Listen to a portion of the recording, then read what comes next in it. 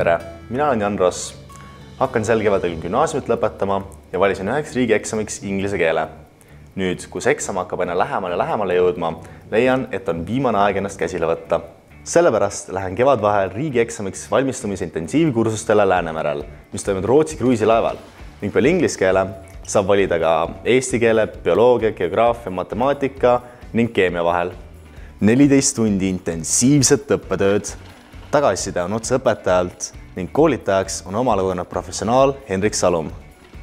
Tere, minu nimi on Henrik Salum ja õpetan riigieksamiteks valmistumise intensiivkursustel Läänemerel inglise keelt. Oma õpetajatöös lähtun eelkõige sellest, et ühte võõrkeelt on kõige parem õppida seda keelt reaalselt ja aktiivselt kasutades.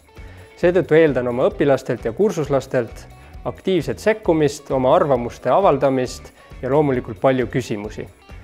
Sest grammatikavigadest saab lahti, aga hirmust rääkimise ees tihtilugu mitte.